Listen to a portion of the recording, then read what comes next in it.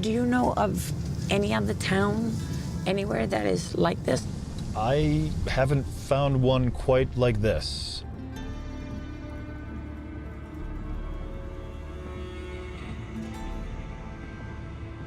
So are there scouts sort of tracking us as we move through the town? That's what it appears.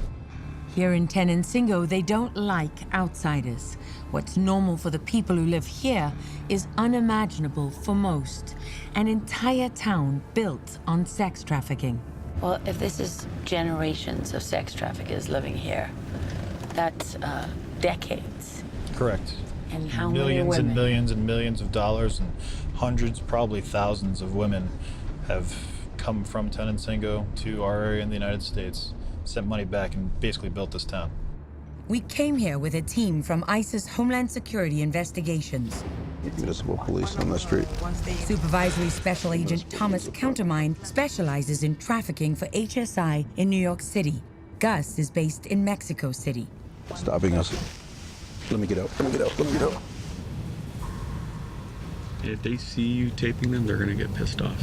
Okay, so drop the camera when he turns around. Here's another one here. Okay. It's obviously blocking our path here.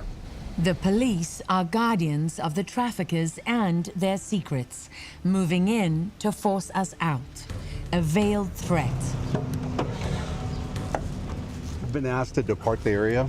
About a week ago, they did lynch a couple of people that were here, just asking around about the town.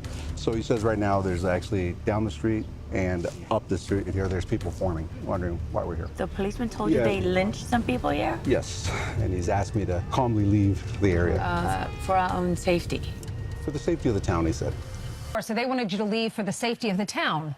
I thought that was quite ironic, right? Considering this is a town. I mean, even one of the pimps from Tenancingo who we interviewed, he had to meet us in a nearby town because he was afraid that his family would kill him if he was talking to us. So that's the kind of people you're talking about, and they need to be protected.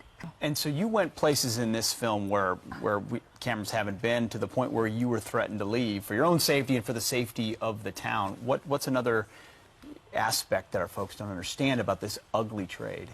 Well, to me, it's just staggering that in New York City, right, because there's a direct pipeline from that particular town, Tenancingo in Mexico, into New York City, into Brooklyn, all over. So, you know, if you live in Brooklyn and you're walking home from, from work in the evenings, you should know that you're walking past buildings where girls like that are being raped every single day, where girls like that are being held as prisoners. Where you could also be grabbed, right, and sent down there. You Does can. that ever happen? You can, but really the trade that we're talking about is one way, right? I asked the pimp, who was surprisingly frank. You can see it in the series. I mean, I couldn't believe it, because I said to him, you know, every question I asked, he really answered. And I said, how much do you get for a girl? How old are the girls? He said, well, we normally, you know, like them about 14, 15. And I said, why? And he said, because you get more money for them, the younger they are, right, than 17, 18. And then I said, and because they're virgins? And he said, oh, no, you get much more for a virgin. You know, where's your biggest market in the U.S.? Well, it's in New York City. Now, there's sex trafficking all over the United States, but, I mean, that's quite something that Homeland Security Investigations created a separate trafficking unit just for this town, right? Just for this town, because there's so many victims that come from this town or through that town in Mexico that are right here in New York City.